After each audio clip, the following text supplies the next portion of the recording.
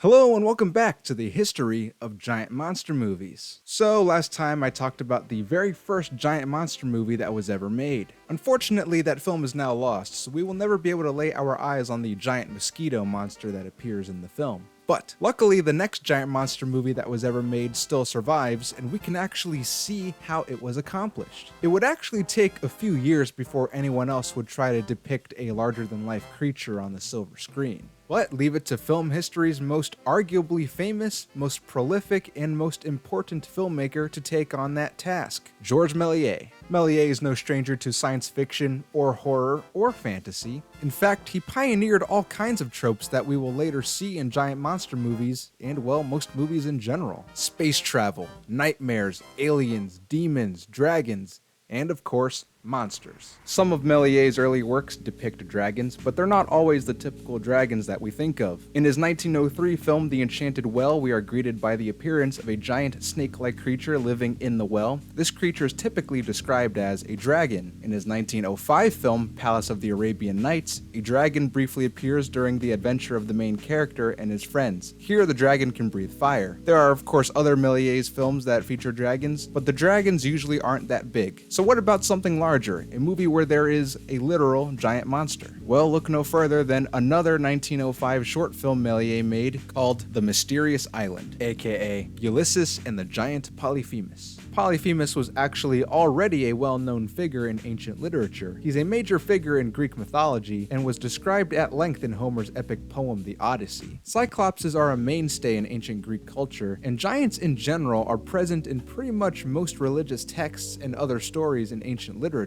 Taking inspiration from these Greek characters, Georges Méliès went ahead to adapt the blinding of Polyphemus in this short 4-minute silent film. Here, the character of Ulysses, played by Méliès himself, is trapped on the island of Calypso. While he sleeps, he is visited by a group of mystical maidens who seem to perform some kind of spell on our hero. The maidens disappear, and soon after, Ulysses would encounter the giant Polyphemus. At first, we only see the giant's hand as he tries to snatch Ulysses. Eventually, Polyphemus sticks his head out to attack Ulysses, who throws a spear into one of the giant's eyes. The eye injury leaks this nasty ooze, and the giant returns to his cave, and Ulysses makes his escape. The creation of the giant is fairly simple. I believe it's Georges Méliès himself in the Polyphemus costume, where they shot his scene and the Ulysses scene on set separately and then composited the shots together. This of course marks the first time that a truly giant monster has an actual fight with a human on screen. And the spear in the eye is pretty gruesome for its time, which again, Méliès is no stranger to. The film's title, Ulysses and the Giant Polyphemus, is not the film's only title. In fact, it has quite a few names. Depending on which version of the film you're seeing, the character of Ulysses will instead be Odysseus, and the title would end up being Odysseus and the Giant Polyphemus. Other titles include Calypso's Island, and most interestingly, The Mysterious Island, even though the film bears no resemblance to the Jules Verne classic. In fact, the film is sort of an amalgamation of the different interpretations of the Greek myth. It's not an entirely accurate adaptation. Regardless, it's still very cool that the film was made, and that it's the earliest surviving giant monster film, and the earliest known tangible example of giant monster-human conflict. With that being said, I think that's enough for this episode. Tune in next time to see what the next giant monster movie is.